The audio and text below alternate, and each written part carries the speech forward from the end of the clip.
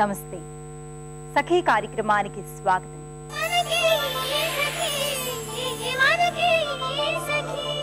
సఖులందరికీ May Day శుభాకాంక్షలు.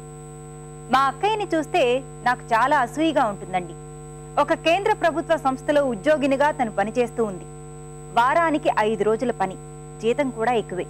పైగా బోల్డన్ని సెలవులు, అదనపు సౌకర్యాలు. అసలు ఉద్యోగం అంటే నీదే అని పొగిడేస్తుంటాం మేమంతా. నేను పనిచేస్తున్న ఒక ప్రైవేట్ కంపెనీలో వరుసగా 4 రోజులు సెలవులు పెట్టాలంటే ఇవ్వరు. ఆలస్యంగా రావడానికి అస్సలు వీల్లేదు. పెద్ద జీతాలని అనుకుంటాం కానీ మా చెల్లాయి పని నాకన్నా ఘోరమండి. ఉదయం 8 వెళితే రాత్రి ఇంటికొచ్చేటప్పటికి 9-10 అవుతుంది. ఈ కార్యక్రమం చూసేయండి, మళ్ళీ మాట్లాడుకుందాం.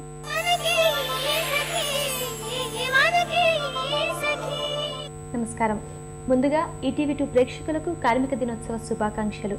కార్మిక దినోత్సవ సందర్భంగా మనతో పాటు ఉన్నారు సిపిఐ సీనియర్ నేత పస్య పద్మ గారు. మరి ఆవిడని అడిగి కార్మిక దినోత్సవం యొక్క గొప్పతనాన్ని ఆవిడ మాటల్లోనే విందాం. నమస్కారం పద్మ గారు, ముందుగా మీకు కార్మిక దినోత్సవ శుభాకాంక్షలు. Thank you. Same to you. Thank you. అట్లాగే దేశంలో ఉన్నటువంటి కార్మిక లోకానికి, ముఖ్యంగా మహిళా కార్మికులకు నా హృదయపూర్వక శుభాకాంక్షలు. థ్యాంక్ యూ అండి. అసలు పద్మ గారు, కార్మిక దినోత్సవాన్ని ఇంత గొప్పగా చేసుకోవడానికి కారణం ఏంటి? ప్రపంచ దేశాలలో పారిశ్రామిక రంగం అభివృద్ధి చెందిన తర్వాత కార్మికులని వాళ్ళ శ్రమ దోపిడీతో విపరీతమైన లాభాలు గడించటానికి పెట్టుబడిదారి వ్యక్తులు, శక్తులు వారి ప్రయత్నాలలో కార్మికుల శ్రమ దోపిడీకి గురి అవటమే కాక వారి జీవన సరళ దుర్భరంగా మార్చివేశారు. ఆ దశలోనే మొట్టమొదటిసారిగా అమెరికా చికాగో నగరంలో వేలాది మంది కార్మికులు 15 గంటలు 14 గంటలు మేము పని చేయలేము, 8 గంటల పని మాత్రమే మేము చేస్తాము, 8 గంటలు న్యాయబద్ధమైనటువంటి పని సమయం, అందుకోసమే 8 గంటల పనిని డిమాండ్ చేస్తూ దాన్ని సాధించటం కోసం పెట్టుబడిదారి యొక్క వ్యక్తుల, శక్తుల ఆ యాజమాన్యానికి వ్యతిరేకంగా వీధులలో వచ్చి పోరాటాన్ని కొనసాగించారు.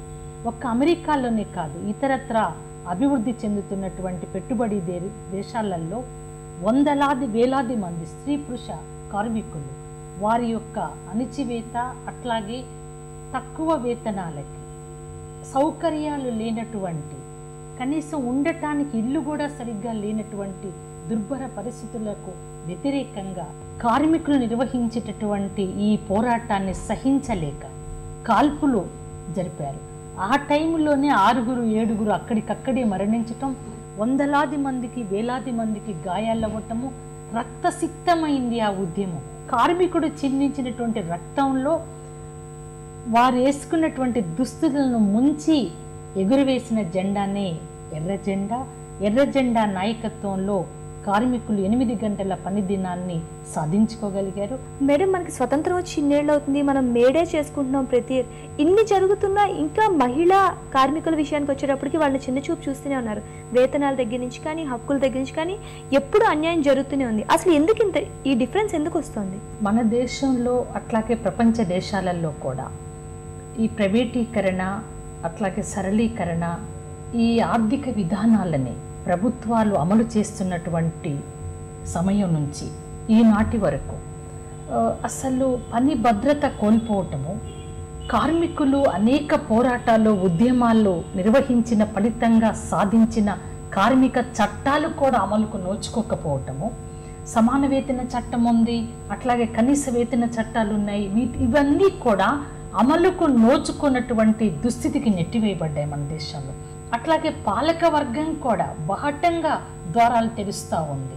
కేంద్ర రాష్ట్ర ప్రభుత్వాలు మా కార్మికుల యొక్క ప్రస్తుతం ఉన్న చట్టాలు అమలు చేయటానికి కూడా మేము ముందుకు రాము, మీరు యథేచ్ఛగా రావచ్చు, పెట్టుబడులు ఇక్కడ పెట్టవచ్చు, మా ప్రజల కార్మికుల శ్రమను దోచుకొని వెళ్ళొచ్చు అనే పద్ధతులలో ప్రభుత్వ విధానాలు ఉండటమే ఈనాటికి కూడా మహిళలు కనీస సమాన వేతన చట్టాలని నోచుకోలేకపోతూ ఉన్నారు, అమలు జరగకపోవటం వల్ల.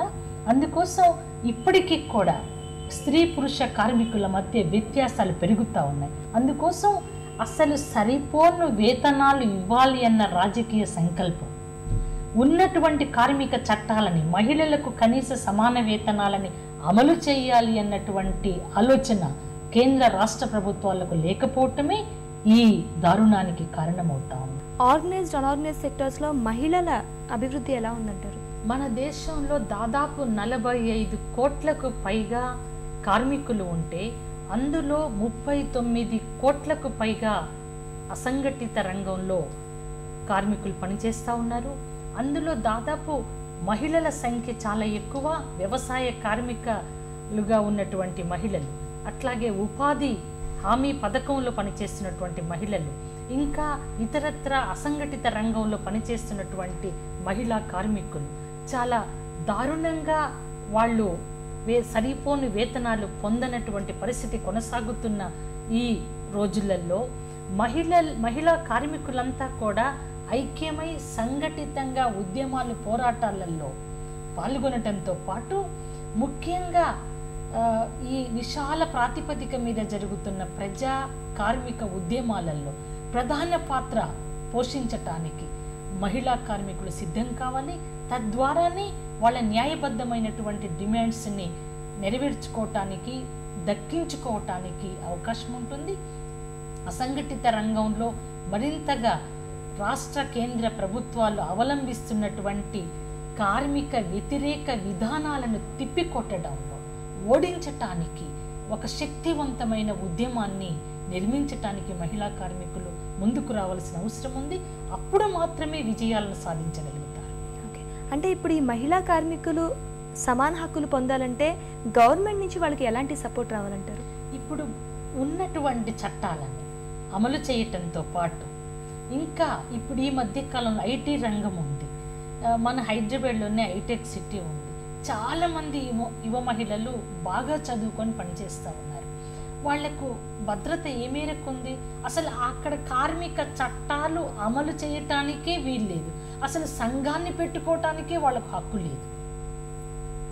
సంఘటిత రంగం అనే చెప్పబడుతున్నప్పటికీ అందుకోసం ప్రభుత్వాలు చాలా బాధ్యతగా మహిళలకు, ముఖ్యంగా మహిళా కార్మికులకు మంచి రక్షణ కల్పించటంలో చర్యలు తీసుకోవాలి. ఎప్పుడో 1997లోనే సుప్రీంకోర్టు కొన్ని గైడ్ లైన్స్ని, మార్గదర్శకాలను ఏర్పాటు చేసింది. వాళ్ళు పనిచేసేటటువంటి ప్రతి చోట ఒక ఫిర్యాదు కమిటీని ఏర్పాటు చేయాలి. ఎవరైనా అందులో సగం మహిళలతో కూడిన కమిటీ ఉండాలి. ఏదైనా వస్తే ఆ కమిటీలో చర్చ చేసి అక్కడికక్కడే సమస్యని పరిష్కరించడానికి మార్గదర్శక సూత్రాలని సుప్రీంకోర్టు ప్రకటిస్తే ఇప్పటి వరకు మన రాష్ట్ర ప్రభుత్వం కానీ దేశవ్యాపితంగా కానీ ఆ మార్గదర్శకాలని చట్టం చేసి పకడ్బందీగా అమలు చేయమని మహిళా కార్మికులు పోరాడుతూ ఉన్నారు. అయినా చలనం లేదు ఈ ప్రభుత్వాలకి.